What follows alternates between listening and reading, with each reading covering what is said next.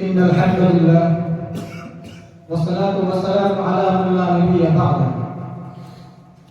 أما بعد، إخواني وزملائي، إن الحركة للتحرير من الهند موضوع هام لنا، لذلك اختبرت هذا الموضوع بهذه المناسبة السنوية لألقي أمامكم مشاعري وأحاسيسي حول هذا الموضوع.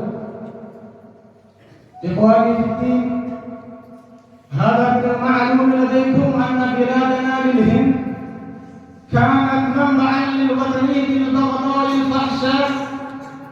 إنها كانت أكبر مركز للوهميات والخرافات. أهاليها كانت بعيدة كل البعد عن الإنسانية وشرافتها، عن الإنسانية وكرامتها، عن الإنسانية وخصائصها.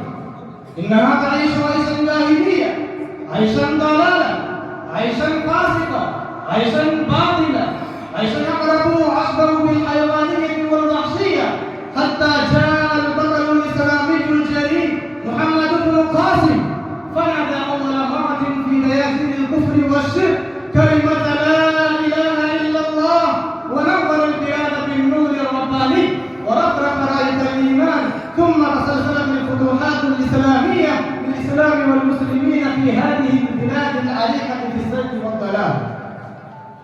وتدوق شعبهم شرقا وغربا، شمالا وجنوبا، حتى آلت الحكومة الإسلامية في أسرة المغل التي تولت إلى مدة مديدة، لكن ملوكها الآخرين تغفلوا وتعيشوا، تقابلوا وتخالفوا، تكاسلوا وتناكلوا.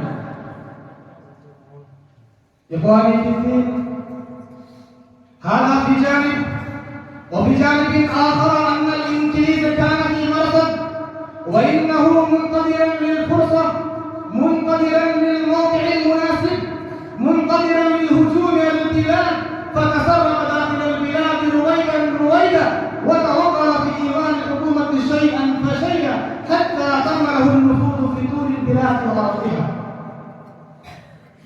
إخواني، في هذه الأحوال البائسة الطيبة خرج الرجال القيومون والأبطال المسلمون والعلماء الربانيون والشبان المسلمون، يتجمل بذكرياتهم وتضحياتهم تعريفنا لحركة التحرير.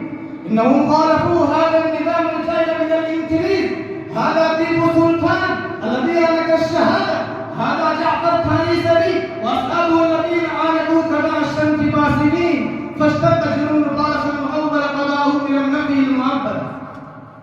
هذا الشاعر رحمة الله العربي، والشاعر عبيد الله السندي، والشاعر محمود الحسن الديوبندي، والشاعر حافظ طامي الشهيد، وفي الأخير حسين أحمد المدني، والشاعر بركة الله القرباني، والشاعر محمد علي جوهر، والشاعر أبو الكلام آزاد، ومن إلى ذلك من العلماء والأبطال المجاهدين الذين عرفوا تاريخا عظيما، تاريخا عجيبا متحيرا، تاريخا فاخرا.